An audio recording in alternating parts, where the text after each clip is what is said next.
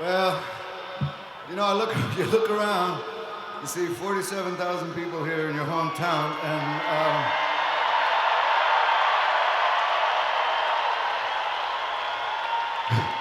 forgive me, but full disclosure, you kind of start tripping a little bit. So, I was tripping.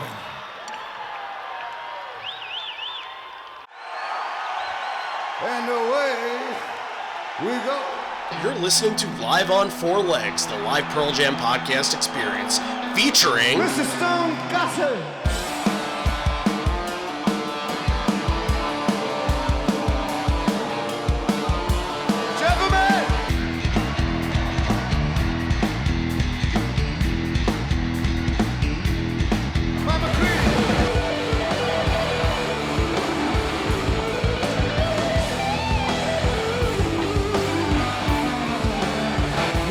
Fucking camera in the drum.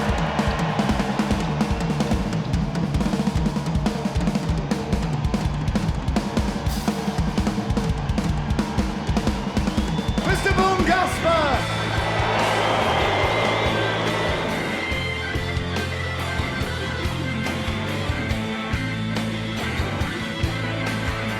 You can call me Al, you can call me Ed, you just fucking call me, why don't you?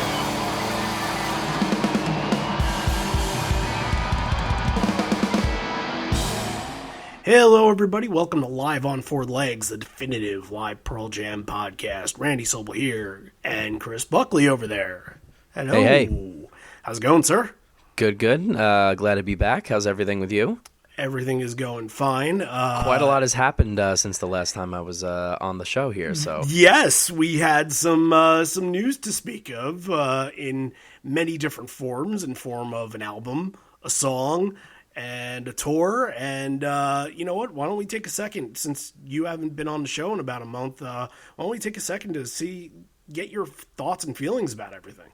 Oh, well, goes without saying, obviously, head over heels excited for the tour. Obviously, we'll get into the whole 10 Club Ticketmaster ticket woes situation, but let's stick with the music to start. Was not so sure the first listen through of Dance of the Clairvoyants. It took me a couple listens, maybe like 3 to 4 listens, and I've now listened to it probably 400 to 500 times. But it really it's going to be your Spotify song of the year for sure. Yeah, definitely. And it's January. Exactly. 1 month in, it's already the number one. It clicked after that. I've said to you, and I was, a bunch of people that we talked to, I said repeatedly over and over again how badly I wanted them to kind of branch off a little bit, and go in an experimental direction, as experimental as they can get it, in their mid-50s at this point. And this was exactly what I was hoping for. It's 80s. Everyone keeps saying over and over again how it's 80s Talking Heads, 80s Bowie sounding. To my ear, there's a little bit of like early 2000s, like New York rock revival, Strokes, like garage Killers. rock, Strokes, Killers, Yeah. Maybe a little bit of like Arctic Monkeys thrown in for good measure. All these bands kind of, put into a blender and mixed together, and out pops this, dance heavy, groovy, really creative, just output. This end result is a really, really good representation, I think, 7 years in the making, I guess, Right. of what they can accomplish, still at this age, and that they still have chops. They still have songwriting chops, and they could still create something that is so new and different sounding and, again, experimental for their age, at this point in their career, where they're on studio album number 11. And the first single, it takes some guts, I think, to release a single like this. And they've done it before. And Yep. everyone, at the comparison I keep seeing, and, I was barely even alive at this point, and certainly, wasn't listening to Pearl Jam or anything. But in 96, when No Code comes out, everyone keeps referencing how Who You Are was the single. And everyone was like, what the fuck is this? Right. And that's what I think. This was a very polarizing single for the fan base. I think you either loved it or you hated it. There's been very few people I've seen online saying, you know what, I listened a little bit more and now it's kind of grown on me. A couple here and there, but for the most part, it's really been like, okay, this is my new piss break song, or I love it, they're amazing, you know, which I think some people would say that anyway, even if they didn't really love it as much as they said they would. They just feel they have to because they're Pearl Jam fans. Right, but, and I made more of a concerted effort to enjoy the song because of that, but after a while, you just sort of you get lost in it and you kind of forget, and it's not my style of music at all. I enjoy the Talking Heads, but it's not one of those bands I go out and I seek out and say, you know, I'm going to just spend the whole day listening to their music. And same with the Killers, and I like the Strokes, but not to that extent either. Right. But it's, you know, I was able to kind of let it go and sort of say, you know what, this is a catchy song. With the lyrics, you know, there's a lot to break down. There's a lot to think about. And if you have those elements added into songs, then I'm interested. You got me hooked. And, you know, I'll still, you know, it's been a couple weeks and I'll still look through the lyrics and I'll say, all right, well, what's this supposed to mean in reference to this and things like that. So there's a lot to break down, and you know what? I'm excited. Bring on March 27th. Let's do this. It's you know, and I think I really agree with Stone. I think he was the one that said the lyrics that Eddie wrote for the song are some of his better ones in a while. You know, some of his favorite lyrics that he's written in a while. They really make you think, and it's typical Ed fashion, a little mysterious. You know, I don't know if there's quite quite a clear cut message, I guess, in the lyrics. I think they kind of a couple different ones. Yeah, they leave it open to interpretation, which is I think one of the reasons why, you know, we love his lyrics and the band's, you know, music in general so much. But there's definitely, it's the kind of song where, you know, I can imagine myself kind of moving a little bit too, you know, like dancing a little bit at a show to them, which is not really typical of them. I mean, you know, we might dance in our own ways to their other music, but this is like an, you know, actual like a groove. There's like an actual like dance groove to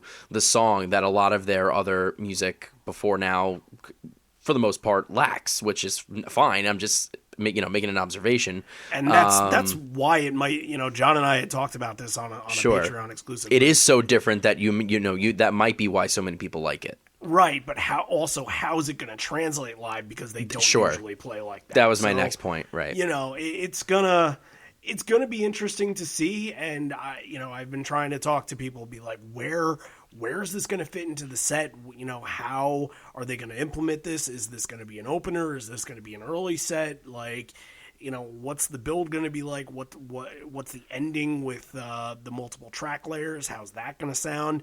And you know, TBD. We'll this find very out much feels to March me 18th. like a song that would fit maybe in beginning of the set within the first like 5 songs. That's what I'm thinking. Or like, so. Do Corduroy, Hail Hail Animal.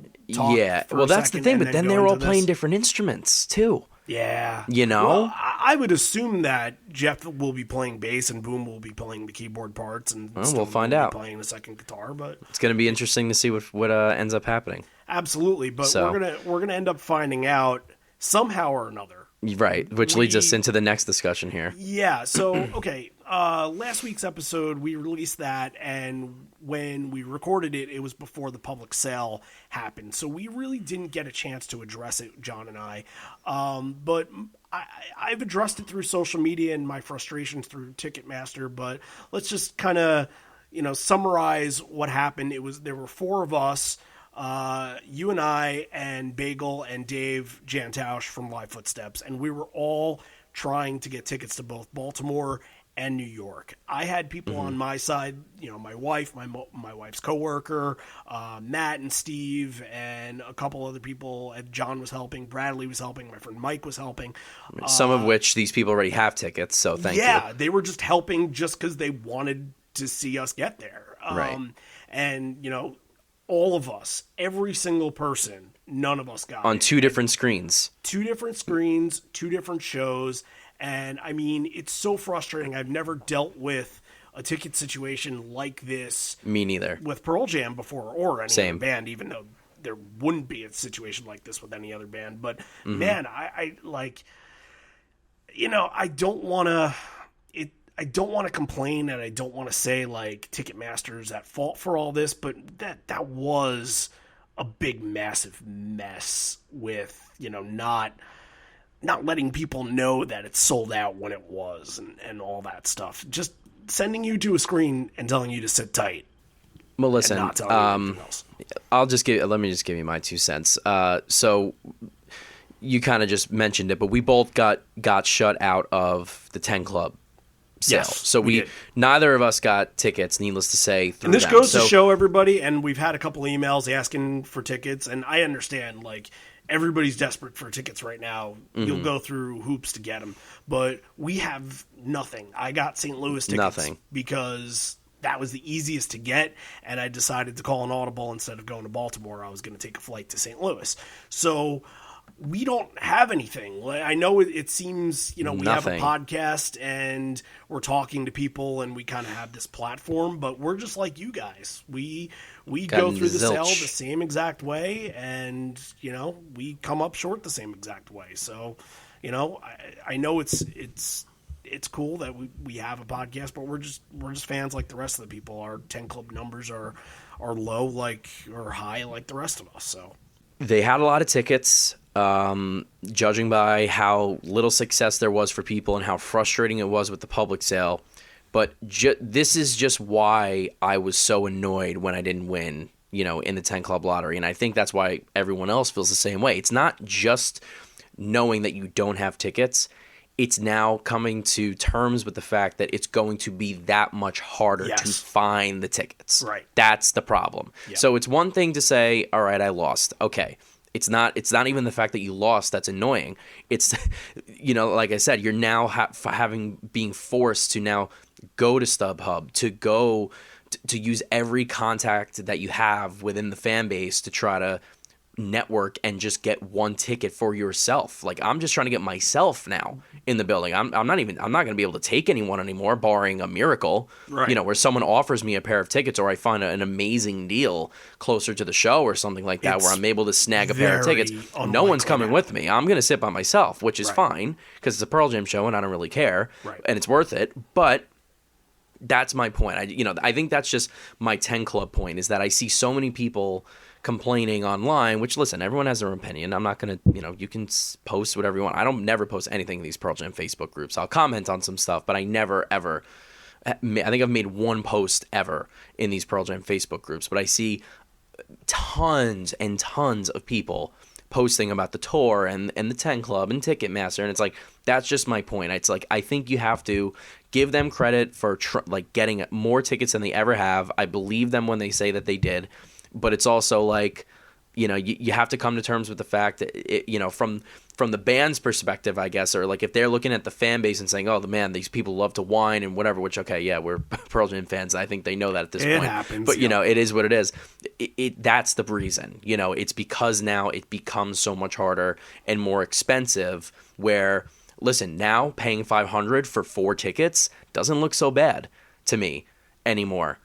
Which I wish that was the situation, because it's like, okay, now you have that opportunity to take someone that you'd like to take to the show, where it's not going to cost you $200 to $300 just for you to get in to one show, where you could have just paid $500 for 4 tickets across 2 shows. So, and that doesn't account for a hotel and travel and whatever. So, I guess that's my point. We can get annoyed with 10 Club and Ticketmaster, but it's not even so much the losing, it's just the access to the tickets. You know what I mean? Overall, what you're trying to say here to all of our listeners that are listening in today is that both Randy and Chris really desperately need to go to the MSG show. And if you do happen to stumble across an extra ticket, I mean, I'm first in line. I'm before Chris. But, if you have to, then that's great. We can both go. Sure. But no, in all seriousness, we'll find our way there.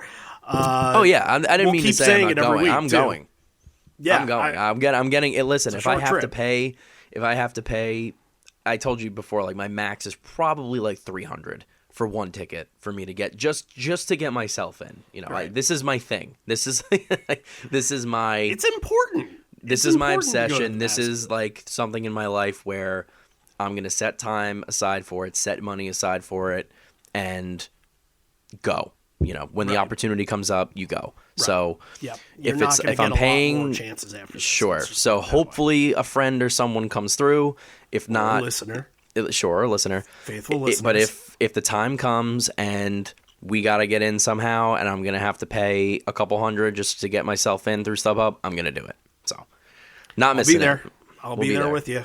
We'll we will be there. Baltimore and MSG. We'll see and you in St. Louis. Trickles down there. But this show that we're doing today, this one was pretty challenging to get tickets to, I would assume. All of the ballpark shows being difficult to get tickets to. But when you got 40,000 seats, you can sort of, there's a little easier. A lot more. Yeah, there's a lot more to go around, and you can find decent deals on StubHub and all that. But anyway, we're doing this episode today because it was a request, and not just because it was a request, but it's a fairly popular show. But this one was sent in from one of our patrons, Adriane Petersen, who has been there from the very start. We met her at the Fenway weekend and gave her a t-shirt, talked to her about the band a little bit, and got to know her. And she's an incredibly, incredibly nice person, and we really appreciate that she's been on board and been a listener. And I think, from here, she's started to listen to all the other podcasts too. So, this is how you build the community, folks. You get one, and then everybody attaches themselves to everybody else. So, it's just a really cool thing that happens. But she sent us a story, and I would like to read to you right now. I think it's something that everybody can relate to in some ways, and there's some ups and there's some downs in this. So, just hang with me here. It says, "Hi, Randy and John." Sorry, Buckley, but that's okay. We can edit it for this. "Hi, Randy and Chris. Happy new album and tour season. Excited that you're starting to cover the home shows from 2018, as they are pretty special to me. I will try to make this brief, but I wanted to give you some background. I was heavy in the Pearl Jam from the time that 10 was released through the time of the Versus years. Somewhere along the way, though, music stopped being an important part of my life, and a couple of marriages and a couple of kids and a couple of college degrees and a brain tumor later, I was in a very different place. My musical tastes had also changed somewhat, and I had forgotten about Pearl Jam, in all honesty.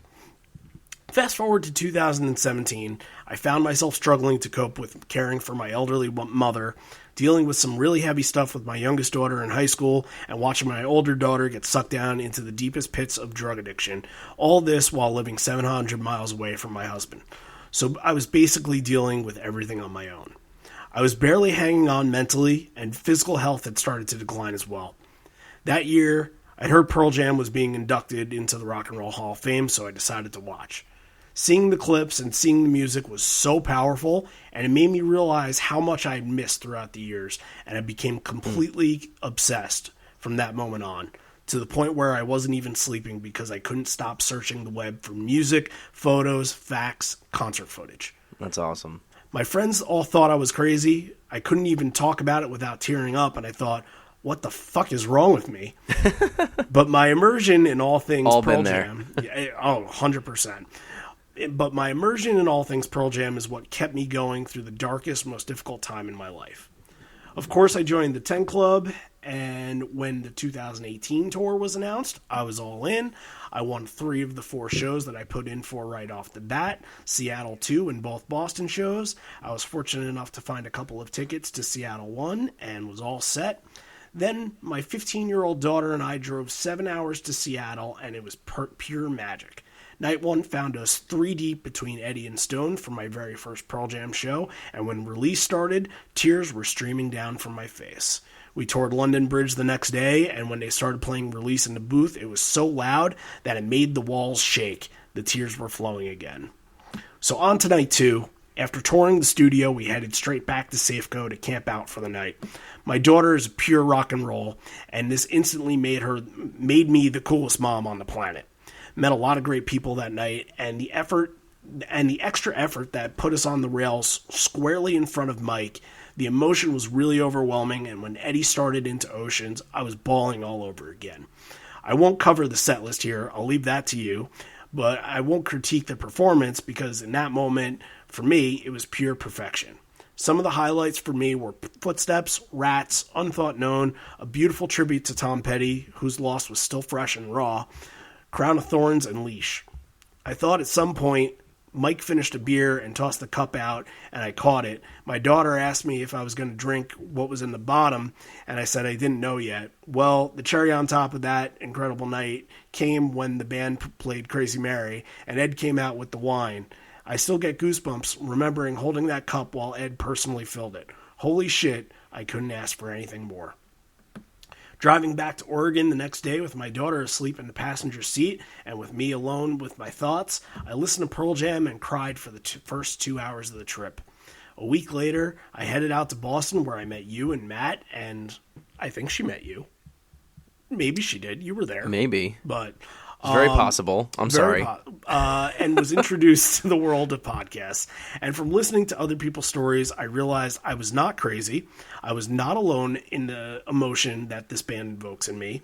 And now life is much better, with both my children having survived their own traumas and thriving. And with graduation on the horizon, I'm only 6 months away from being able to move back in with my husband and back to some much-needed normalcy. My obsession with Pearl Jam continues, but I've leveled out. At least I'm not losing sleep to it anymore. I am still a little sad that I missed seeing them live back in the early days, but I'm going to see them now while I still can. The past fall, I underwent treatment for another brain tumor, almost 18 years to the day that I had the first one removed, and I promised myself that if all went well, I was doing a world tour. Well, it went great. Yeah! And I'm going to see the best band in the world play 2 nights in Amsterdam. We'll see you there. And 3 more shows in the States, hopefully more to come in that fall. My husband doesn't get it, but he supports it, and I love him for that. It's a fragile thing, this life we lead. Thank you for letting me share and doing what you do every week. Adrian. That's awesome. That was fantastic. And you said it. That's what this is all about, you know? Yep. You're not alone in this, and for anybody else listening that the same emotion and the same problems that all of us go through in our daily lives with personal, trauma and personal health issues, and you look to Pearl Jam as sort of being the comfort and being the savior of everything that you're going through, and you look to them for answers, and you say, you know what? A song like Inside Job, a song like Alive can really speak to you on a certain day, and it feels like they're more of a part of your life than other things sometimes. So we fully get it. We fully understand everything that you're saying there, and we're happy that you're able to emote all that, and just thank you for the story. So that was awesome. Needless to say, this show that we're going to do, Night 2 in Seattle, 2018, the home shows, was pretty special.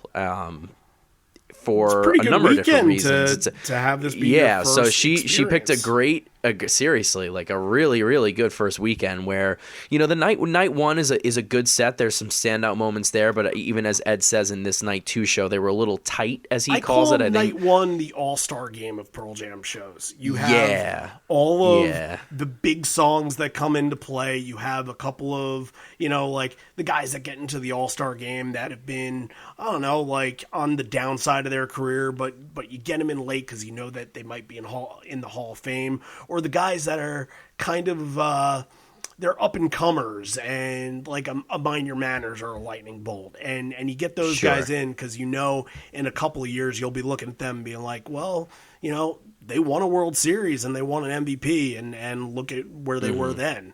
But that's how I saw Night 1, and a ton of covers. The covers to me are like inviting all the old timers back for like an old timers game or something like that. This show was completely the opposite of that. That this was the real homecoming show to me. Where the only point I would disagree with is the covers. There's a good amount of covers in this show. Yes, there's a good amount of covers with a lot of the guys again. But I know what you're saying. Yeah, go ahead.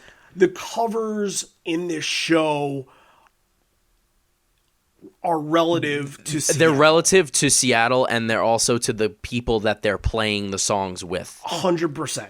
That's so 100%. yes. In that sense, so it's a total 180. Yes, you're right. Right. So I from the open of this show, getting the show to start with Oceans, and you hear him at some point in Oceans, he said, I will be home once more. And you get like these chills, this goosebumps that like, they're preparing for a special moment.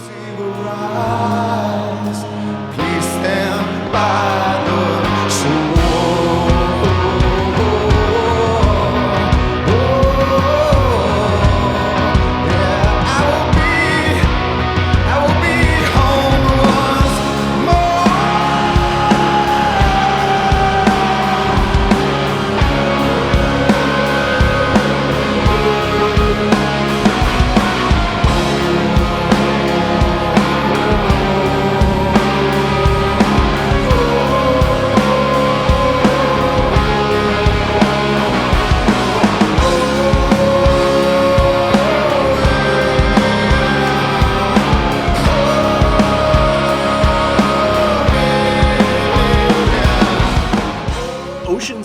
Songs in 2018 or 2020 now, that you're looking at and you're saying, all right, well, Ocean, they open with Oceans, that's cool. That's 1995, where you're going back and forth between Oceans and Release. Now they open with Oceans, and you're like, okay, they've only played Oceans 95 times ever. That's kind of crazy. Ever. They haven't even played Oceans 100 times. The song's been around since 1991, dude. They haven't even played it 100 times. Yep. So it just goes to show you that right off the bat, this is pretty intense. And it's the only one of this home and away shows I guess this is technically like a tour, technically. Yeah. It's listed as that on Live Footsteps. So I would call it a tour. Why not? It kind of is. I mean, it's a very short one. Right. It's a very short one, playing in Wrigley and it was definitely branded as such. And Seattle. So we're gonna call it a tour, I guess, for in this sense, and it's the only time they played it in these home and away shows. Right. So they had played it right earlier off the bat in the European shows. I think they played it at London. Yes, in London, and they played it in Barcelona as well, if I'm not mistaken. Right. I believe you're right. Both important shows. So that goes to show you the other two instances where they played Oceans in this year are just as important as this moment right now, and they're telling you off the bat, like, hang on, because this one is going to be a ride that you're not going to want to miss. There's a sense here. There's a sense, like you said, they're preparing for something special, and they're very connected to the moment, understanding, like, okay, we have all of our old friends here, and we're going to bring people out, and it's in Seattle, and it's just, I don't know how else to describe it other than saying it's just a very, and this might sound really dumb and like, okay, you might say obviously, it's a very Seattle show. Does that make sense? Like, yeah. Like everything, I don't know. It's just like everything about these songs, it's all old songs. This could basically be, and I said this to you before, take out Unthought Known and Can't Deny Me later in this first set, and this is like a Riot Act tour show. Yeah, pretty close to it. I mean, there's one Riot Act song, there's one binaural song. And that's it. Everything else is besides those two, Backspacer, Unthought Known, and the Can't Deny Me single, everything else is all from Yield or earlier. Right. You know what I mean? So it's like, this is seriously like back to your roots kind of stuff going on here. Right. And I think right off the bat, Oceans into Footsteps, and when I remember even Nothing Man, that first trio, even if you want to say the whole trio, and I remember watching this feed. I was watching the live stream of this, and Oceans right away. I'm like, oh, that's cool. This is going to be something special. But once they did Footsteps as the number 2, I said to myself, oh, this is going to be one of those shows where every song is just going to top the next one. Because when do you hear Footsteps early in the set? That's an encore spot kind of song. And if you listen to the song in this version, they speed it up just a little bit so it kind of follows up on that sing-along vibe that Oceans has and the sing-along vibe that Nothing Man's going to have. And takes the tone of that and it brings everybody together, and you hear there's certain parts in the song where the crowd is taking it all in, like after the chorus where they get back into the verse section and the crowd is completely taking it all in, and you know, up starts with the cheers, and this is to me, like, this is setting you up for something magical. This boot mix had very good crowd singing in it. It did, you can yes. really hear the crowd very clearly, which is really cool. And I think you make a very good point where if by the second song you're saying, what the hell are they going to play next? Right. That's a pretty good indicator that What the show, hell can they play next? Right, and it's like that's a good indicator that you're already off to a good start. But the show as a whole, especially looking back, like this is a marathon of a show. Okay, like this bootleg is 3 hours and 19 minutes long. Yep, insane. I mean, that's the longest show they've played in a long time, especially at this point. But... I mean, this is up there. Okay, like this is no Fenway Night 1, 2 hours 20 minutes, whatever it was, where we were like, what just happened? Like, why did they come on so late?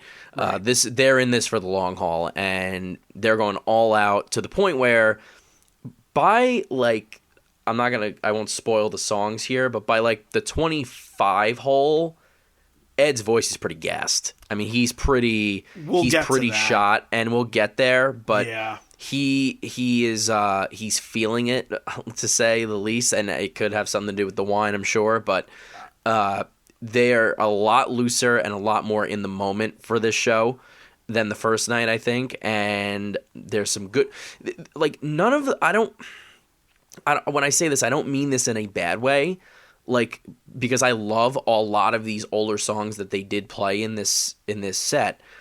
None of the performances really like stand out to me as much as some other shows, but they're all good performances. Does that make sense? They're all like good 2018 nothing, performances. right, exactly. Like nothing here made me be like, ugh. Right. Besides maybe like, Slow Porch. Okay, sorry, I spoiled Porch, boohoo. But outside of like every set for the last 3 years. I know. Sorry, I just blew it. But besides like Slow Porch, there was nothing here where I'm like, ugh. Where I was like, okay, I don't really want to listen to that again anymore. Everything else was solid. If not really good, it was solid. So in that sense, it was like, okay, it's a very good show. So it's like the combination of the performances and the song choices make this a really, really good bootleg. It's like a good show to listen to. It was very good. And when you follow up off of those first songs and you continue your slow burn with Nothing Man, and this is a very sing-along slow burn here where, sometimes you get other songs that aren't necessarily like A Long Road isn't like a major sing-along. These are ones where they specifically want the crowd to match them on stage. And then you go from Nothing Man into Why Go, and you hear that little at the end where Matt is still playing that hi-hat, and it's seamless into Why Go, and immediately when he goes into that tom drum. On a dime, yeah, they're turning here to the energy. You hear the crowd immediately when they hear that, they go, hey, hey, hey, hey, and they're all in from it. And it's like, okay, we were so ready. We love that sing-along, but we're so ready to get this kicked off, and we're, that was so good. Show us what you got now. And Why Go was a perfect way to get into that. Brain of Jay to follow that up. Love it.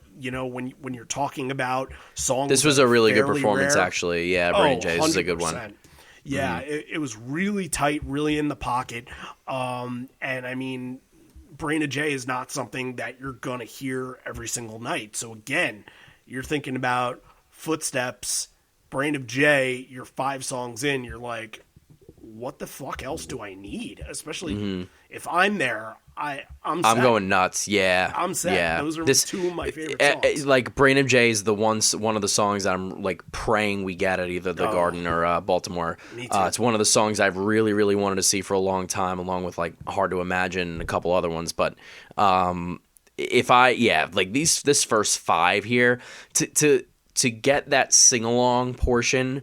out of the way like that to start, where I guess Oceans isn't necessarily like sing-along-ish, but more I thought this footsteps, version a little was, bit, though. a little bit. It has is some tuned half step down. It's half step down. It's not in the recorded standard, the regular tuning Right. that it's Which in you're not on gonna the do album, that but way anymore. which is fine.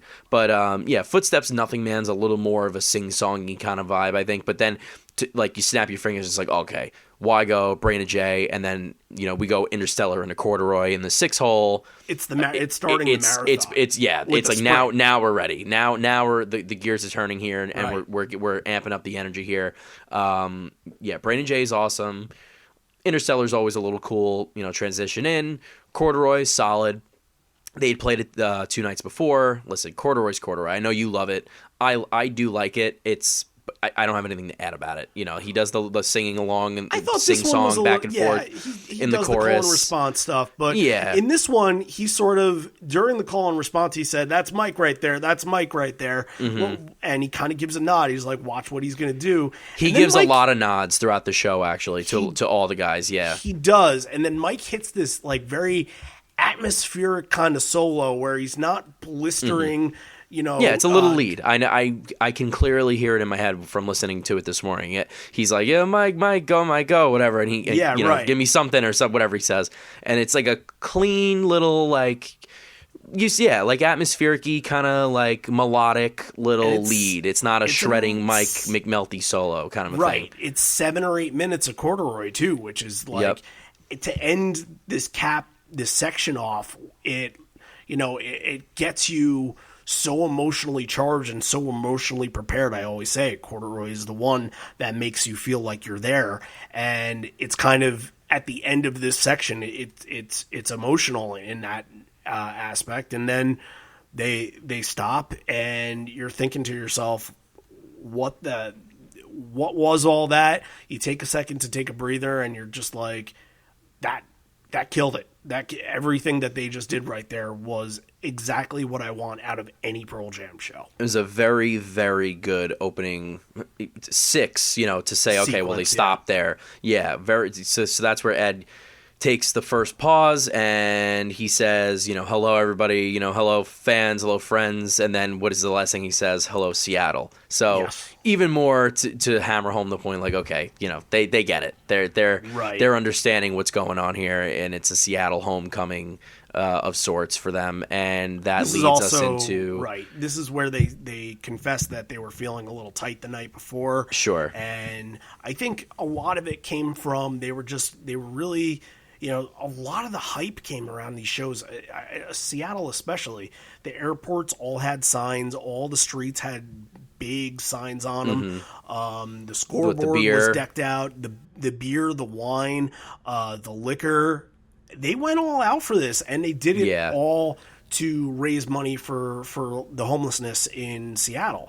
And they raised $11 million, all went to a great cause. And, I think a lot of that was weighing on them, that, they prepared such a special night that they didn't want to let them down at all. So maybe... And he kind of says that. Not in those exact words and not directly, but he says at one point, if my memory serves me correctly, he's like... we ask so much of you guys to give and help us with this, and we want to live up and give back and say thank you, and basically put on a hell of a show for you, because we want to say thank you for everything that you did to help us raise these millions of dollars. He used the word pressure somewhere in there. Yeah, and I was about to say it. They might be feeling a little bit of pressure, but nothing that they didn't handle, so it worked out. Yeah, and that gets us into Rats here. Rats in the hiding, hole, whipping in this little section. That awesome. A little versus yield vitalogy, a little out of order kind of a thing here. Very cool. Uncommon songs that don't get into everyday sets in a spot in the set where Rats isn't usually, when it's played, it's not usually played this especially early. Whipping too.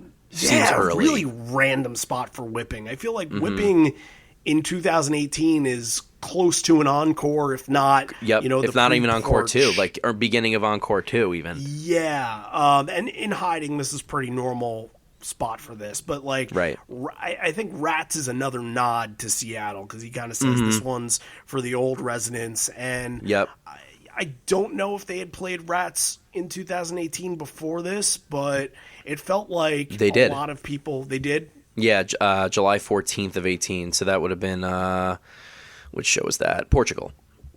Okay, so, I mean, again, that's not saying they did it often, so doing versus songs and doing them in such prominent spots in the set to come off of a corduroy and get Rats, it feels like you're back at this position where you're topping what you just did, and how can you do better than what you just did? And everything gets great reactions. It was just kind of icing at this point. I just think, again, they're really trying to connect with that older fan base, the people that are their friends, and people that have been there since the 90s, when these songs came out, when these songs were popular, and when they were that age. Like, they're trying to harness and channel that energy from the time that these songs were from. If that does that kind of make sense? Like, they're trying to make this atmosphere among the fans and for the community and just the city of Seattle to say, these are our roots. This is where we came from. These are the songs that helped us get to where we are now. That we didn't forget our past, and these are some deep cuts for you. It's like a thank you to you, to you for supporting us and being our friends and helping us raise the money, blah blah blah. This is like our thank you to you. That's how I look at it. I subscribe to that theory. So, which even the next one is you get into Even Flow, and Ed actually says that he's going to make a prediction. He says, my prediction is that people need to show up for the midterm elections, which I guess they did. They did enough. Depends on which side of the fence you're on. Sure, yeah. In his world, I guess they did. Right. But the prediction is that Mike McCready is going to play an incredible solo on the next song. And he did.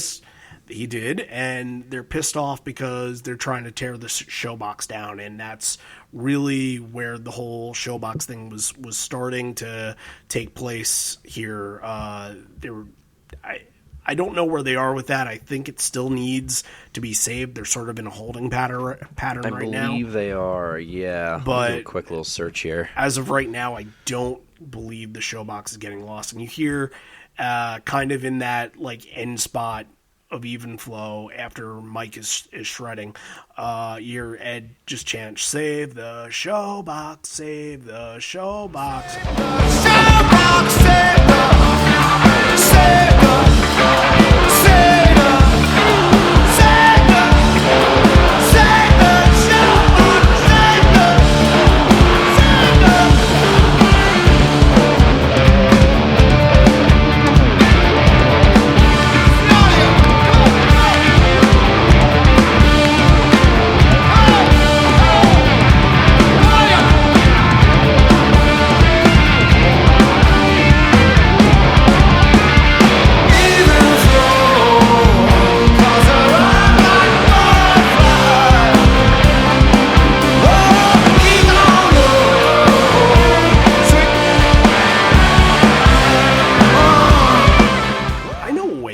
Save it.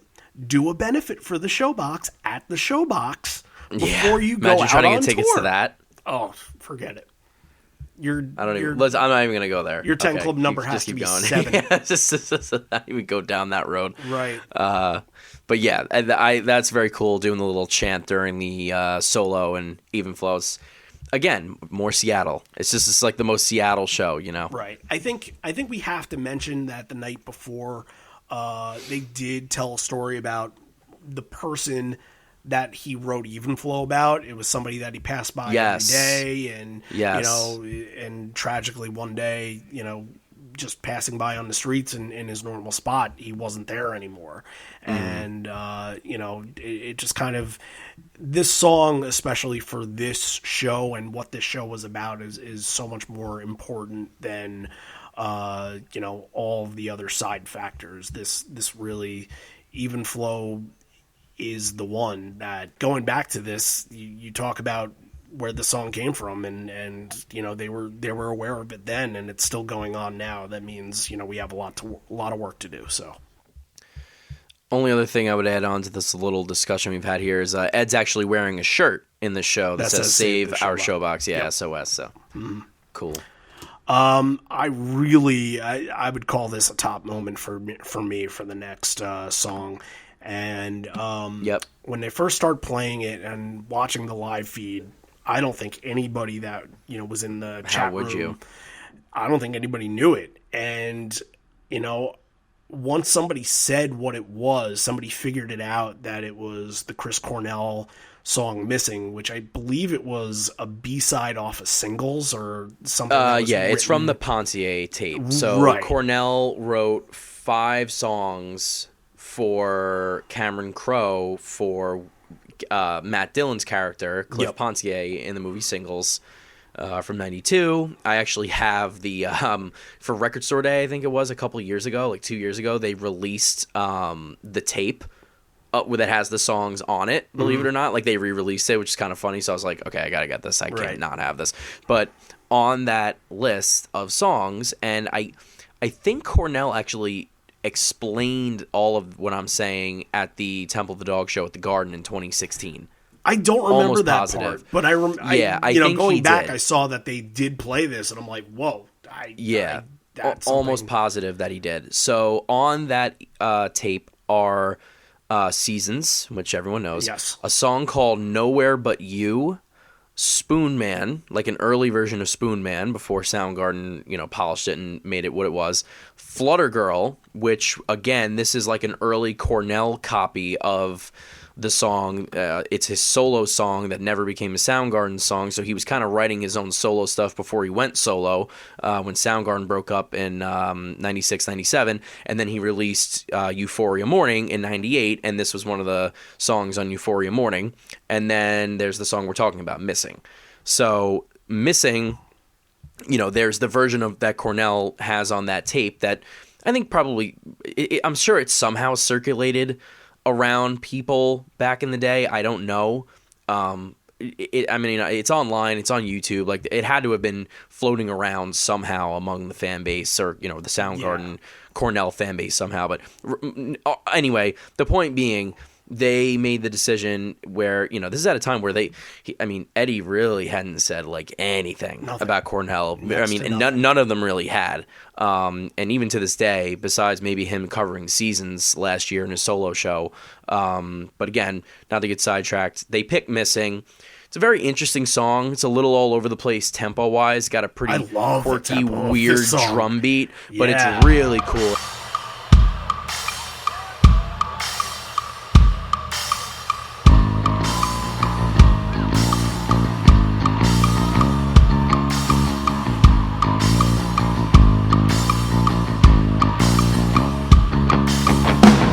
Signs of early warning misery. Here comes the sound, it moves like a river up to me. Underneath my head, here comes the fight, I just might lose it to tyranny. Here comes the part where you ask for my sympathy. Just might lose my head. Have you seen me? Have you heard me? Did you think you could win me over? I've been hard to hold. I've been hard to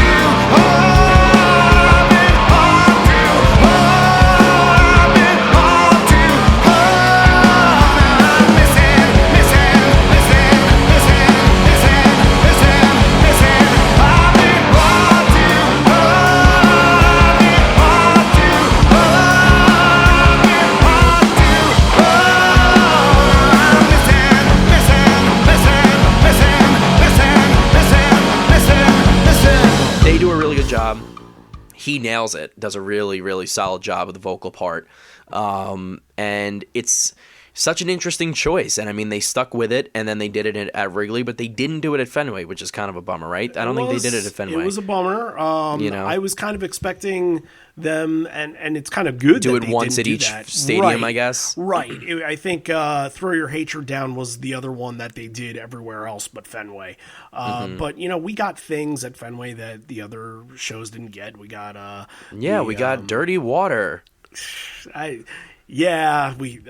didn't care much for that, but... Still, they owe us Dirty Frank. They owe me a Dirty Frank. They owe you nothing, and you know that. Taillights Fade was great. Like, I'll take. Yeah, it was so good. We got it twice. Fade. No, I'm only kidding. It was good. Yeah. But no, this version of Missing is just, it's fantastic. It's their silent tribute to a guy that they had spent so much time with in Seattle, writing music together, being a part of the scene, and you can tell at this point it had been just over a year, and they're still, they didn't tour in 2017, so there were no tributes or anything like that. You don't really know what's going on through their mind, but they're still feeling it. They're still... Yeah, but I guess, like you said, silently or not so silently, through song, showing their appreciation and that they are thinking of their friend. And he actually does say his name in that other... I don't know when he actually starts talking about that, but the whole Rolling Stone... yeah. That's coming rant up that he goes on. So we'll get to that in a moment. But Yep. Again, just the last point about this is, for the millionth time, another testament to the fact that they are honed in on Seattle here. Yes. I mean, they're playing a Singles song. I mean, this is a song, really, even though it's not in the movie, it's a song from Singles when you think about it. Right. So just really hammering home, the roots and trying to connect with that. So I love that. Sure. You get Daughter with a WMA and an It's Okay tag. It feels like that almost never happens. It did happen in Fenway, but, again, you're kind of nailing the two of the biggest songs that they tag off of Daughter, which is very cool. It's I notable. love the WMA tag. I do too. I love It's Okay. I think that's probably my favorite tag of all of them. And, I when hearing it at Fenway, hearing WMA, I'm like, okay, this is cool, but I was really hoping for It's Okay. And then you get that kind of drop and they go into the chords and they do it, and all of a sudden it feels euphoric, and they're doing what you expected them to do or what you wanted them to do. They were starting to do it a lot more on this tour, and I think, again, another tribute to either what was going on through their minds at the time, like they were suffering through so many different losses of friends, of family, that a song like that can lift you up and lift your spirits. So, definitely a special moment for a lot of people. But you get Immortality after Daughter, and I always say that Immortality needs to be played at every ballpark because it's such an atmospheric song. When you get the open sky, you can look into the stars, and it feels like it was meant to be played in that dark environment. And it's one of the, I feel like if I were 100 miles away, just walking down the street, I'd be able to hear what they were playing at Safeco, because it feels like it is surrounding the entire city of Seattle. Mm-hmm. I agree. And always love Mike's solo in Immortality. It's kind of gotten more shreddy over time since they first started playing the song back in the 90s, and he's kind of expanded the way he plays the Immortality solo. A lot more effects, right, and delay and all these different things that he adds to it. So that's always very cool. And I think after Immortality, this is where we get the Ed Rolling Stone speech, if I'm not mistaken. This is it. Okay. So yeah, it's a great story. And even like the banter here, it's like even the stories he's telling, it's all Seattle. Right. And the stories within the stories, saying that, Madonna was on the front cover of the Rolling Stone, and then he says, I didn't like Madonna then, I'm okay with her now. She spanked me, but my wife didn't want a spanking from her. She wasn't comfortable with it. My spanking. It's the only thing I want so much. Oh, what a segue. But he says that, Rolling Stone was the magazine. It was the one when he was a kid that he would pick up and he would read the articles on his favorite musicians. And, back in 1991, they're starting to get big. They're starting to get noticed. And he rushes down to the market, and an Asian guy is working there who didn't speak a lot of English. So he goes and he shows him the picture, and he says, "Hey man, look, that's me." And the guy's like, Oh yeah. Oh, that's you? Okay. Well, what is that? Is that a bike magazine? And it kind of gave him he said he learned some humility that day, that not everybody in the world knows that you're, this big, massive, world-renowned rock star. Mm-hmm. So, and it was Temple of the Dog. This was not Pearl Jam that he's talking about. Right. So, I think just a cool story, and it takes you back into that he could at the time just go up to somebody in a market and pick up a magazine, and they wouldn't know who he was. In months later, that probably wasn't happening, right?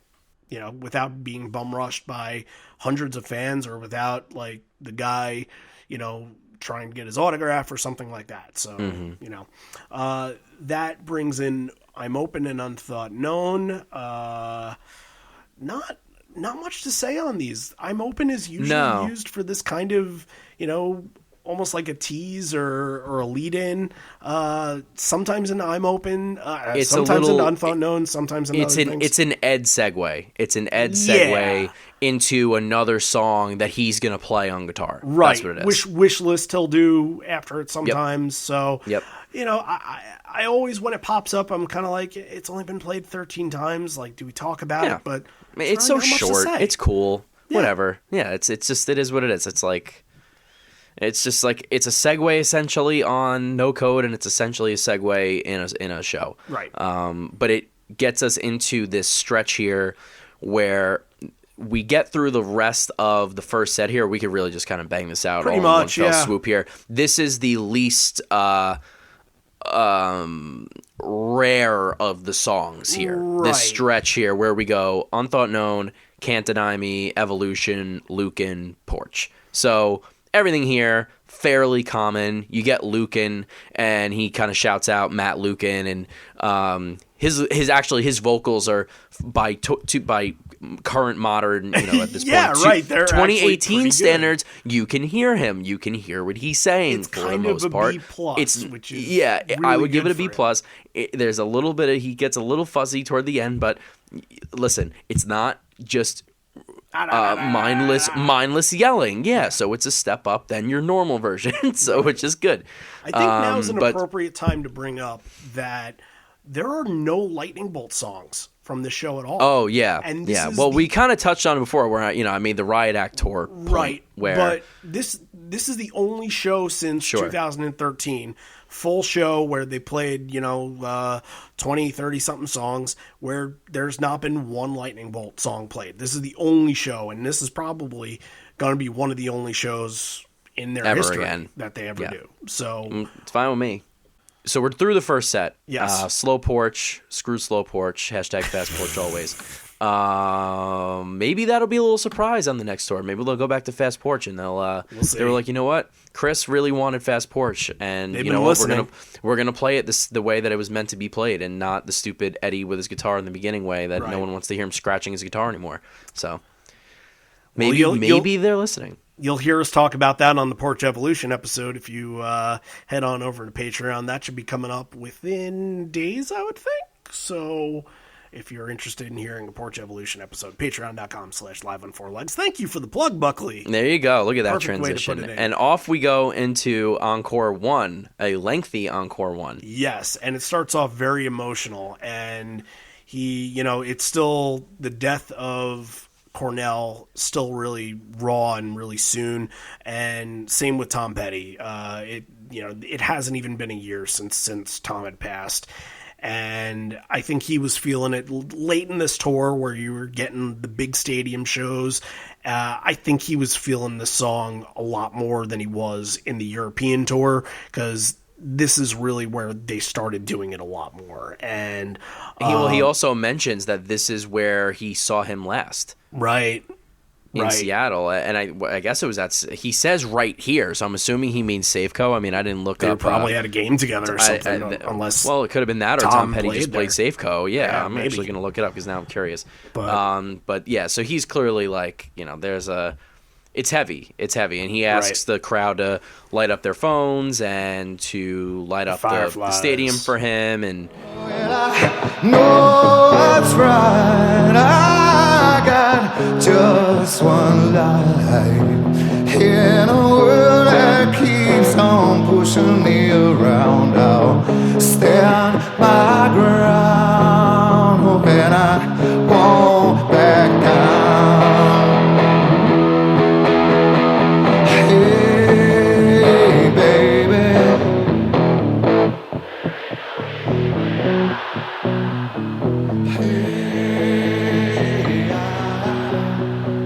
I'll stand my ground when I won't back down.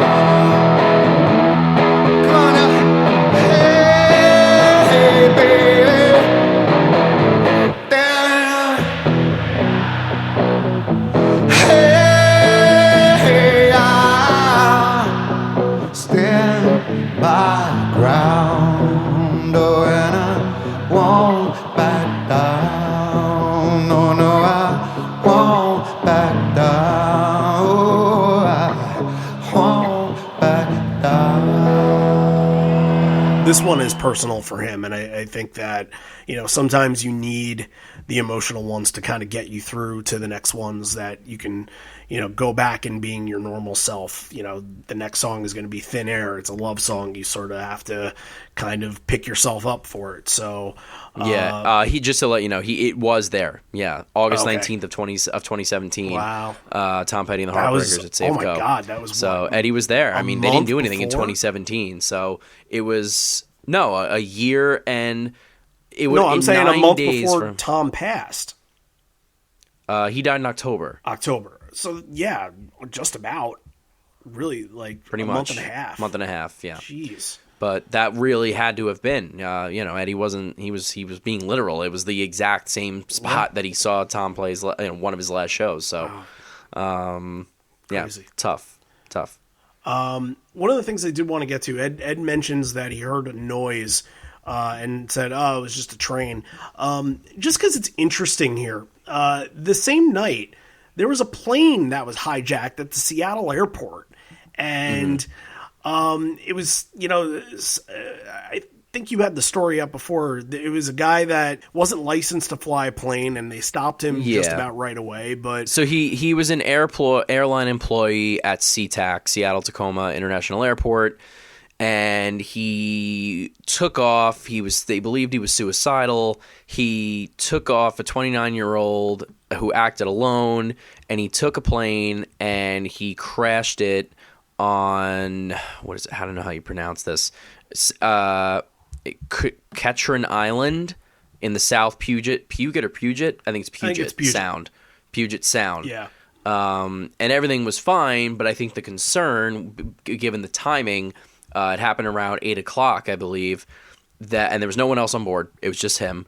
There was like a worry among, I guess, maybe people who were watching the stream or following along with the show and seeing this developing, that maybe he was trying to, it was like a terrorist attack or something, and he was trying to fly it into Safeco Field. Yeah, wasn't and the case, but yeah. Right. They were able to get quick action to him because they knew that there were, a 40,000 seat stadium was holding an event, right across the water. So they took action very quickly, but I felt the need to bring it up because it was happening at the time, and there was so much happening during this time to begin with that you sort of forget that it was almost 2 years ago. And, it says 2 F-15 fighter jets had responded within minutes of the theft. Well, so yeah, it was, the sheriff told Seattle Times that it was a quote joyride gone terribly wrong. So, all right, well, everyone was safe. Everybody was safe, right? Thin Air to get us into some rare stuff in the Encore. I like Thin Air. I do too. And we got a couple little Stone songs here. Yeah. Here's my thing with Thin Air. Performance wise, I love, but in an alternate universe, this is like a number one song, isn't it? This is like a pop song that, is being played on top 40 radio, and this to me should be one of their most popular songs, but it's not. Thin Air? Yeah. Oh, as far as like pop wise, you're as saying far as like radio accessible. play, yeah. And I get it that you don't necessarily want the word Byzantine in a pop song, but No, isn't it Byzantine? Byzantine, yeah, sure. But it's reflected in our pond, Randy. Byzantine is reflected in our home. There's a cloud, but the water remains cold. Reaching in, the sun's fingers clutch the dawn to pass. Leaving out, it's a precious thing to bear. And I know she's reached my heart in there. Yes, I know she's reached my heart in there. and I think I remember Ed saying at one time that they really were interested in making a music video to it where, it would be lovers singing karaoke to each other. It's actually, it's a beautiful song. It really the is. lyrics are really good. And I think Stone wrote the lyrics as well. Stone did write the lyrics, yep. Yeah. These are both, that's, again, Seattle, where it all developed from. Stone was the original writer for the band, and, you get a couple of nods to Stone, which you Exactly. You took the words right out of my mouth. They're Yeah. nods to Stone, which is cool. I love that. You don't usually do that. And the next show, which would be, I think, a week later, I think about, It was the 18th and 20th. So it was 8 No, I'm days thinking Missoula. Oh, I'm sorry. You're right. Yeah, would be the Jeff show. Was it the 13th? Sounds right. So think it that's would be so it would be that Monday. It was the 13th. Yeah. Okay. Yeah. All right. So you would get, everybody would kind of get their moment to chime in and get their spotlight. And this is good that Stone had it, but All or None after Thin Air, it just Love All or None. It's a little depressing, and It is. Here's where I'll say it's depressing, because the day that we lost out on the tickets, the first song that came into my head, because the first thing I said was, man, this feels hopeless. And the first song that came into my head was this. And I'm like, oh, God. And then, no. then Well, I realized, what did I say? There's a Pearl Jam song for everything, right? Exactly. And then I realized we had to cover it this week. And I'm just like, it's sort of like that depressing Poetic ending credits kind of song that it just, but it works. It's so good that I can listen to it when it's not in a depressing mood, where you can just get Mike shredding and feel the bluesy vibe that it has to it. This was awesome. I really enjoyed both of these songs in this little spot here. And listen, All or None's only been played 17 times, right? Ever. This is a super rarity here. But the last handful of years, they have brought it back a little bit. It's come back a little bit. There. Yeah, they played it at the Garden. Right. And they played it somewhere else. Night 2, 2016? Night 2, yeah. Yeah. And they played it somewhere else in between there. Or maybe I'll tell you. Before. Well, they played it at in Krakow. Right. I knew it was somewhere on the 2018 European tour. So, it's one that every now and again these songs kind of sneak their way in, and you think, man, these are pretty rare songs, but they go back to them every now and again. So, this Better Man felt like it lasted probably a couple of hours. I listened to it. And there's so many different layers to it, and they're doing the different parts and save it for later. And you look at it, and I see 10 minutes on the iTunes track, and I'm like, oh well, they must have talked afterwards. Yeah, a little bit. He introduces Kim Tail on the stage, but No. No. That was after Crown No, of yeah, Thorns. I was gonna say, I'm getting ahead of myself. Yeah, it's a long version. Does he mention Andy Wood here? Doesn't he talk here though for a little bit after Better Man? I must have missed because then they go into Crown here. There's no Chloe Dancer, but it's just Crown of Thorns. That's interesting to me because that the they don't last do the handful of beginning. years, it's always been Chloe Crown, and they've never played. Maybe once they played Chloe without Crown, but almost never do that anymore. It's just another ode to Seattle, an ode to their history and their legacy. John says it a lot that whenever they play Crown of Thorns, it's a nod to, a place that Andy would have loved to play. And, this being his hometown, playing in front of his, hometown people, this would have been the place that he would have loved playing a song like Absolutely. this. So, and they get emotional towards the end of it, and they always, give a nod to each other, and they hug one another, and, it's sort of, it's as Seattle of a song that you can get in the set list. Exactly. I don't need to say it again. Yeah. I've said it enough. And it's at this point, as I referenced earlier, so that's 24, Crown of Thorns. So now we're in 25. Kick out the jams, and they bring out Kim Vile. And, he gives the whole Soundgarden, total fucking Godhead speech, and, kind of giving them their credit and everything. Let's just Matt put Cameron it... Let's just... Okay, Ed is, at this point in the show, completely and utterly falling on his face. Yeah, so that's what I was about to say. It's like at this point he's now okay. I did not go back and watch the video. I'll admit I watched a couple individual performances from this show, but not this late in the set. You can tell. You could hear it. Yeah. Okay. So I'm not going crazy. So he's just wasted at this point. Yeah, and his voice it's fun wasted. It's not like I'm trying he's not to like angry drown wasted or anything. Like no, yes, exactly. It's like he's living in the moment at this point. It's like this is like a fun. I'm with my friends like that are going to come out on the stage. Right. And it's that kind of wasted. Like he's drinking to just because he's having fun. Right. Kind of a wasted. Right. So good. And you get the kick out the jams, and you can tell how emotionally charged everybody on stage is, and it sort of feels like that could have ended the encore in any other situation. But 100%. You have two more to go, and you go into something like Spin the Black Circle. I'm just going to say, like, my point was going to be, like, his voice is starting to go now. It's it's a combination of, like, getting into the point of, like, 30-song territory, but also the drinking, but also, like, the songs that they're singing here at this point. Like, Spin the Black Circle is a pitch to sing.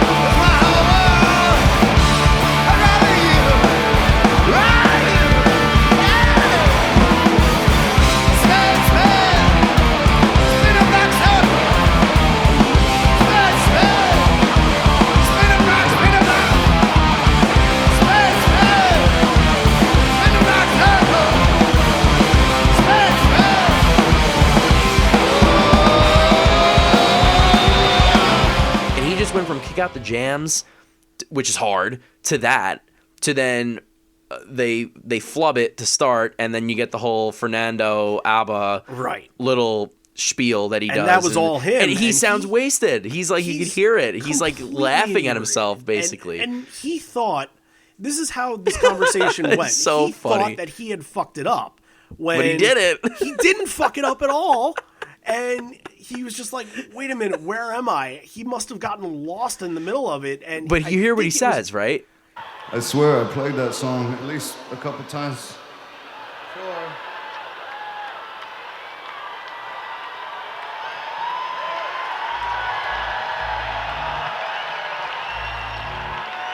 They said it sounded like the right notes, But to me, all I could hear was, there was something in the air that night I couldn't be right, Fernando. And the sun in the air I breathe, I tell me, Fernando. And there was something that I didn't remember. And there was something here tonight, so blood, Fernando. Listen, if he can be that, drunk and still having that much fun but coherent enough to be funny and to get through the song, it's like Right. it's just he's like the master entertainer, in that sense where he can just go. He's great, great singer and musician, but he's just funny as hell sometimes, But also So- there's another side to this, and this is the side that I kind of want to bring up, and this is where we're looking forward into the future now. You're 25 songs in, and you're gassed, and I get, it's a very emotionally charged night, and I won't dock off any points for that or, say that they were sloppy because of that. But we're now in territory where they're going back on this tour, and they need openers. And I feel like they're going back to the openers so they can spend more time and effort getting a 28 to 30 song set down and not getting gassed rather than getting gassed and performing 35. I don't think that going forward, at least for these arena shows, that's the kind of Pearl Jam you're going to see anymore. Okay, like the marathon. Like that. Right. I think that... Which is fine. I think this That's is the fine. last, I've said I think this that. show is the last one. Look, I've said that before. I think even on this podcast, I will take them playing a tight 28 to 30, 31, maybe 32 song set where they play the songs well and they're the way they're meant to be played, and he doesn't lose his voice and become I don't care if he drinks or whatever, if he's a little drunk or whatever, but to the point where he it's just his voice is just shot. Yeah. I will take that. I would prefer that 100%. More, it's the case of Pearl Jam is the rare exception where a lot of the time you might say, more is better, but in that case, maybe not so. Right. Maybe you will take something a little less for it to be better. At a stadium show like this, I will take more because I understand the significance of it. But Mm-hmm. if you're playing St. Louis and you're playing Nashville, play 28 or 29, and I'm fulfilled. I'm happy. As long as those songs sound great and they make sense in the spots that they're playing them in the set list, and I don't... Totally they satisfied don't with leave it. me wanting more, then I'm cool with that. The Backspacer shows, most of those were 27 to 28 songs, and those shows were great. So, just a little looking forward. It's a good into point. The future. No, you're good for bringing that up. Yeah, I think it's a good point. So anyway, they get through the rearview mirror. Fernando, Ed's drunk, hearing things, lost in the sauce part, and they restart rearview mirror, and he can't hit that note at the end anymore. He just can't. It is what it is. It's even if he wasn't wasted, he's not hitting it. It's it's so hard for him because they're playing it so late in sets too. Right, they play it so late in the show where his voice is just not gone, but it's strained enough to the point in these shows now at his age where he just can't hit that note anymore. Because he's drunk, he's not putting the emphasis and focus on it anymore. To even build up and prepare for it. Right. Yeah. And he's playing at the same time. So there's a lot going through his mind. So that rounds out the first encore. Right. So we're 27 songs in. They take a little breather here. They come back out. And they say, do you guys like a 9-inning game or do you like when it goes to extras? And the crowd is very much on the side of extra innings, and they are on the side of extra innings as well. Good choice here to kind of, get a little bit of a subdued start with Crazy Mary and cool it off. Something was going on with Stone's guitar, though. I felt like he was a little janky. He was a little off and not in tune with everybody else in this song. I actually noticed throughout this entire second encore, I don't know if it's Ed or if it's one of the other guys or something, there's a lag. Yeah, that's what Ed's I know. voice is behind the music a lot, and I don't know if they were having maybe like monitor issues where one of them was coming through the mix later, or Ed was just so drunk that he was singing too late, or it was a little bit of both. You heard that on Spin the Black Circle, where he 100% was just like just a hair off of where they were playing. I thought that was due totally to Randy, like the whole time. Yeah, I would imagine it's him. I would imagine it's him. But I thought in Crazy Mary there was something going up with Stone's monitor, at least, because he sounded, he was not in the same spot that Matt was, and not in the same spot that Mike was, and it sounded like he was a little late on it, and everything was just a little disjointed because of that. But that doesn't take away that you do get a really good Paint It Black boom solo. Again, this is a song that's built for the stadium, and it sounds great.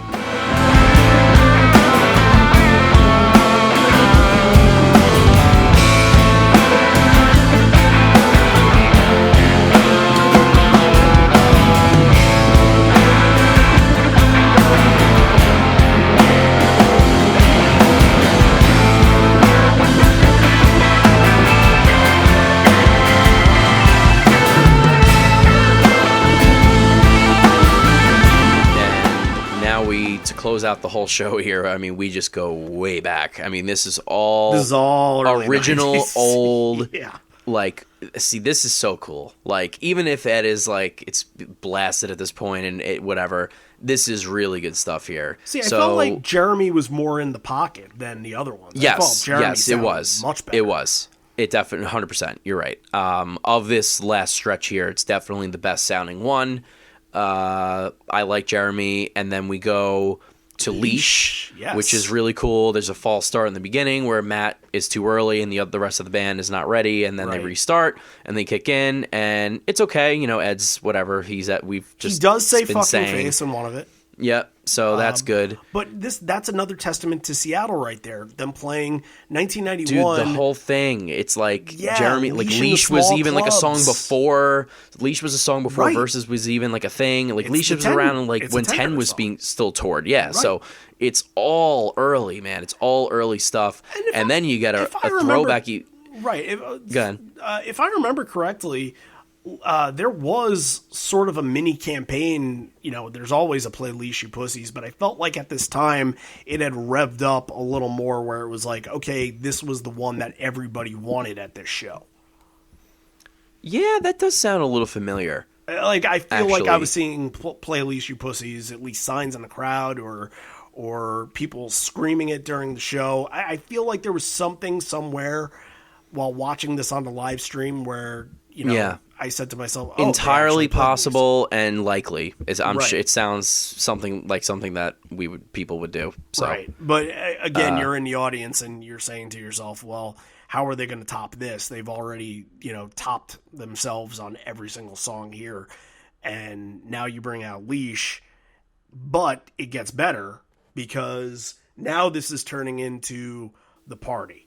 This the party, right? Yeah. You took it right out of my mouth. Yep. This is going from the concert, the show, the ballpark, the home shows, and we've crossed 30 here. We have crossed the 30 song mark as well. And it doesn't matter how the songs are being performed. It doesn't matter what's going on. It's all about the fun at this point. Mark Arm, Steve Turner, Kim Thales back out, and they go into the first one is Search and Destroy, an Iggy Pop song, and when I was watching it on a live stream, it must have been 3 a.m. And I stayed up and I watched the whole thing. And I had to hold myself together because my wife was sleeping right next to me. And I thought, I am going to scream right now because I would have never expected for them to do this. They've only played this 5 other times and they all came in 2011. I didn't even know that this was a possibility that they can play this song. And they nail it. They are having so much fun. The energy is so high on this one, and you can just tell that they're loving life out there. They're loving being in their hometown, and they're trying to get the fans to be on stage with them, to enjoy this moment with them, and it feels perfect. It feels right.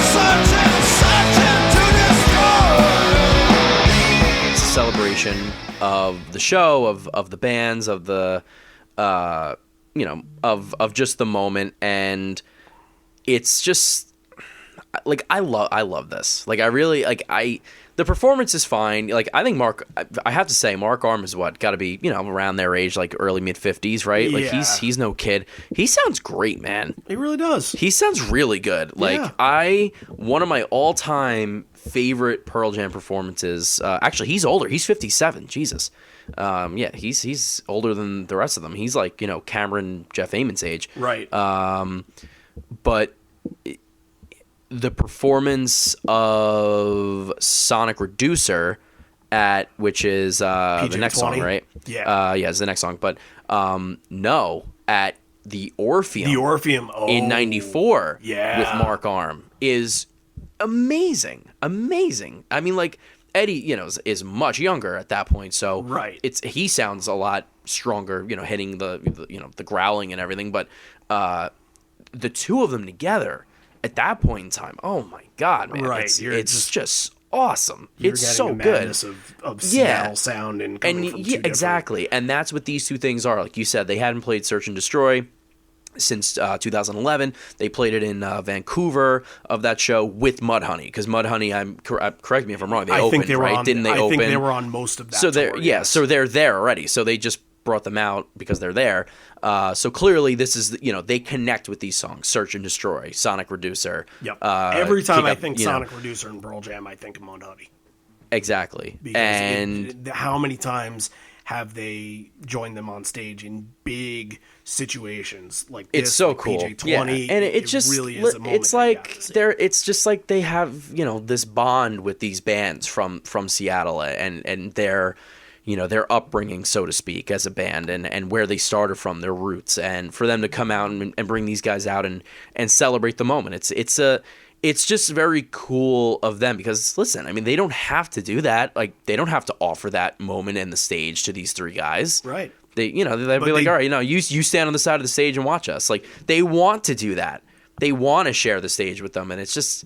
But it's also cool because they realize the situation that they're in, and they think these two songs, they think back to when they're 12, 14 years old, and what songs would they want to be playing to people? It's the songs that they're listening to at the time. It's the stuff that, it's stuff like Bob O'Reilly, which, Ed being the massive Who fan that he is, how are you not going to envision yourself on a major stage when, you're this famous musician playing all the songs that you grew up loving? And not only doing that, but doing them with your friends.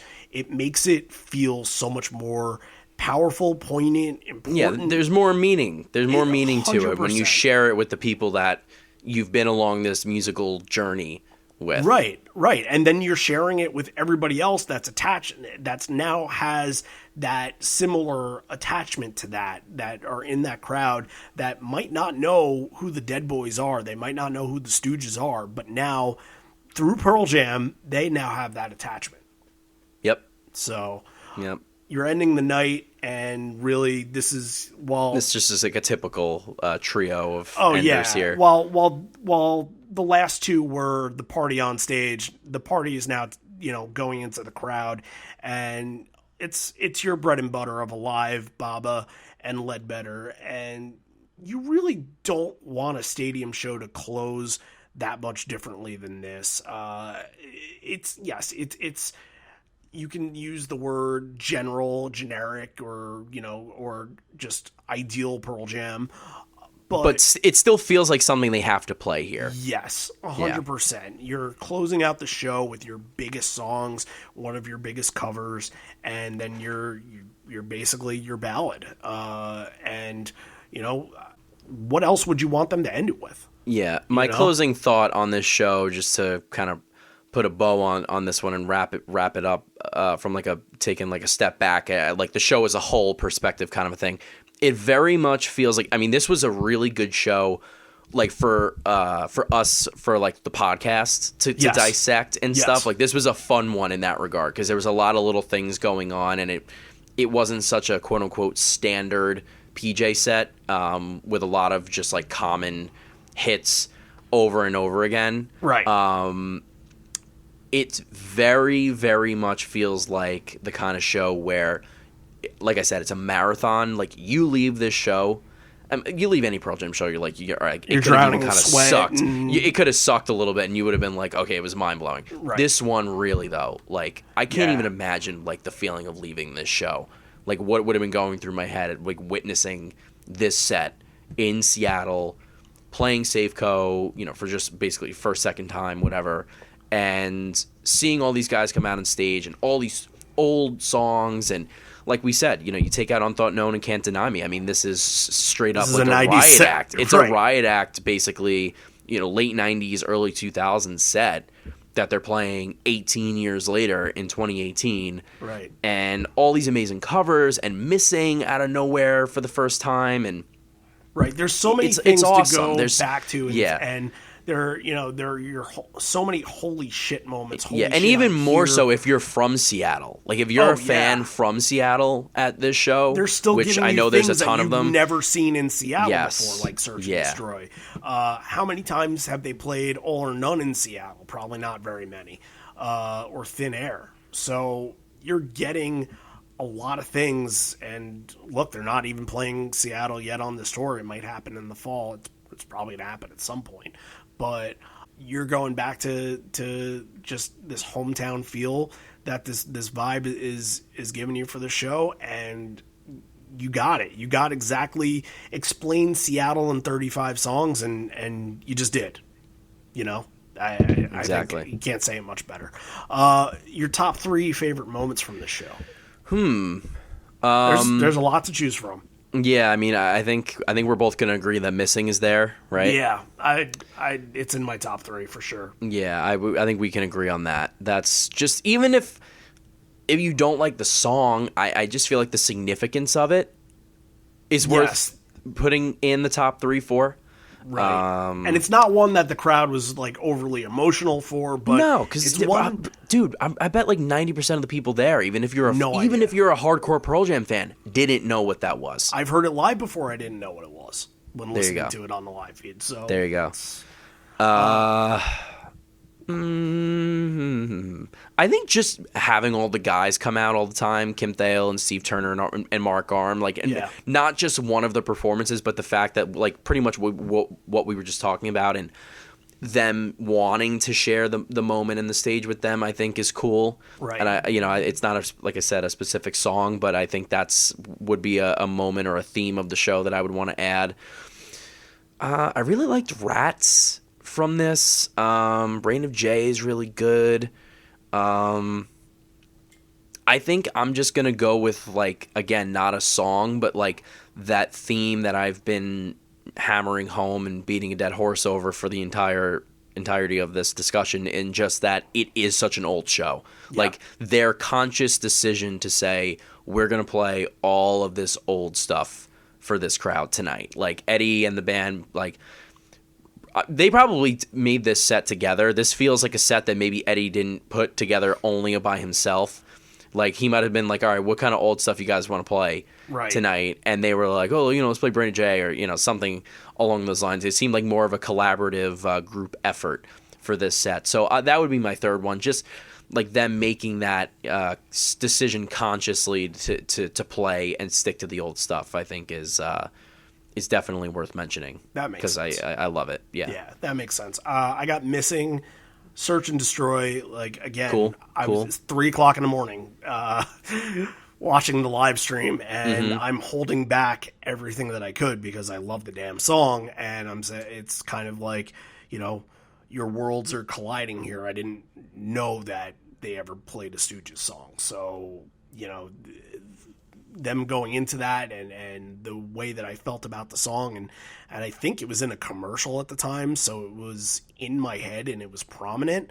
I just couldn't get enough, and I listened to that version hundreds of times the next couple of days. So loved it. And then my other one is really Footsteps. That's really the kickoff of the feel to the show and your first holy shit moment. Yeah, it really sets the tone. That sets the tone, exactly. And then you get all that other stuff that's in that first meaty part of the set that it's just substantial, and it feels like they're playing to your home crowd. So, Footsteps especially being like the second song they all wrote together, it felt like it brought everything together. So, Right.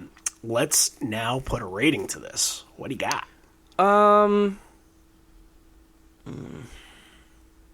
Like I said in the beginning, like the performances, I don't want to feel like it was like, or say that it feels almost like blasphemous to say that it's not mind-blowing to me, given that everything that we've said, but I've heard sometimes you don't need it. I don't Sometimes know. Yeah. you need the energy, because while listening to it, you can feel the energy coming from it. It's one of the best boots to listen to because you do feel all that emotion. Maybe the songs aren't, pristine, or like there's one song where you can say that was the best version of this I've ever and heard. Ed kind of getting wasted by the end kind of takes a little away from it in that regard. A tiny bit. Where look, I'm not the energy, but maybe more so, like you said, like it's not pristine and it's not a quote unquote clean performance. Exactly. Right.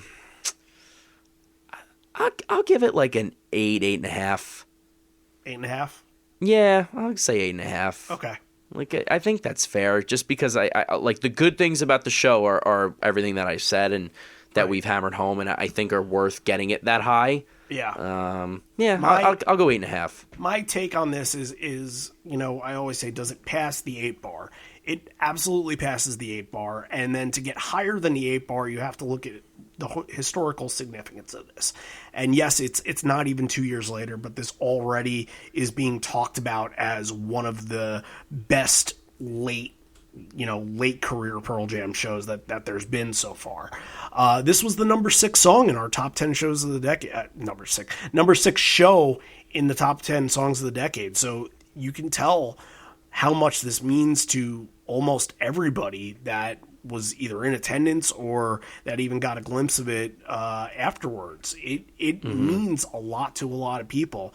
And, sure. I guess I don't want to, like I said, I don't want to take away from other people's view of it or like discount it. And you're not. It's for me as someone that wasn't there listening to the bootleg alone.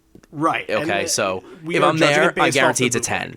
But I'm sure it's a 10 if I'm there. But based off of that, like judging the bootleg, this is a better bootleg than most because you do feel like you get back into that headspace that you can feel like you're a part of the show, and that's what I'm looking for in a boot, and that's why it does pass the 8 bar and it goes into 9 territory. That's why I'm giving it a 9. It doesn't get a 10 because I sincerely believe that Ed at the end getting gassed is something to dock a point off of. I could be nitpicky or whatever, but I don't like giving 10s for shows. So if that's what's going to keep it from getting a 10, a 9 is a perfectly good score to give this. Yeah, so we're pretty close. Yeah, I would say.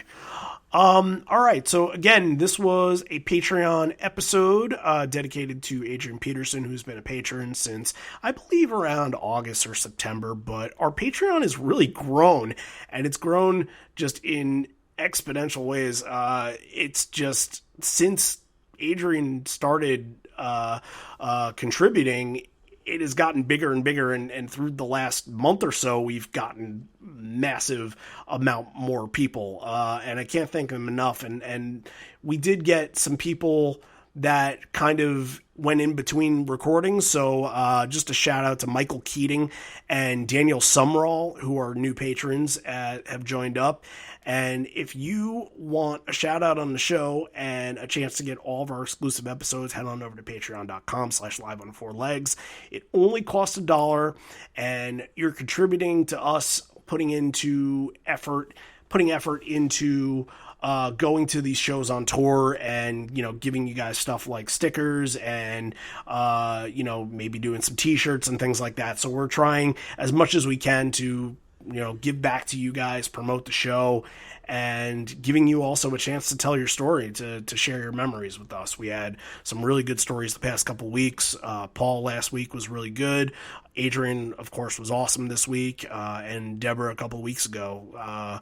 And even Edge, he's not a patron, but again, he got to tell a story, and it was fantastic. So if that's all stuff that you're interested in, head on over to Patreon, become a subscriber, and we get to tell your story. That's what the game is all about. We love that people write into us saying, like, this show has meant, this and this to me, and it gives us a different perspective on how we should be covering things. So, again, we have 27 of our patrons out there right now. You guys rock. You guys are awesome, and we'll continue to grow, and we thank you.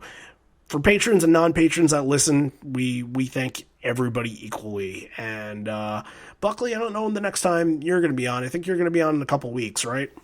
Yeah, I believe so. We're going to figure it out, but it should be a couple weeks. Yeah. But next week, we're going to go back to doing the Around the World series. We're going to do Singapore.